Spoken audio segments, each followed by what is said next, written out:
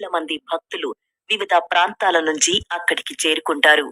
తమిళంలో ఈ ప్రాంతాన్ని తిరువణ్ణామలై అంటారు. తిరు అనగా శ్రీ, అన్నామలై అనగా పెద్ద కొండ అని విశ్లేషణ. ఇది చాలా గొప్ప పుణ్యక్షేత్రం. కాశీ, చిదంబరం, తిరువారూరుల కంటే ఎక్కువని భక్తులు బలంగా నమ్ముతారు. అరుణాచలం వేద పురాణాల్లో కొనియాడబడ్డ క్షేత్రం. అరుణాచలేశ్వర దేవాలయం శివాజ్ఞతో విశ్వకర్మ నిర్మించారని చెబుతారు. దాని చుట్టూ అరుణమనే పురము నిర్మించారని పురాణాలు తెలుపుతున్నాయి. ఈ కొండ శివుడని పురాణాలు చెప్పడం వల్ల ఈ కొండకు తూర్పున గల అరుణాచలేశ్వర ఆలయం కంటే ఈ కొండకే ఎక్కువ ప్రాధాన్యం ఇస్తారు. ఇది జ్యోతిర్లింగమని చెప్పుకొనబడుతుంది. ఈ గిరి ప్రదక్షిణ పౌర్ణమి రోజుల్లో ఎక్కువ మంది గిరి ప్రదక్షిణ చేస్తారు. మిగతా రోజుల్లో తక్కువ మంది చేస్తుంటారు. కానీ గిరి ప్రదక్షిణం పూర్ణిమ రోజుల్లో చేయడం పుణ్యం అంటారు.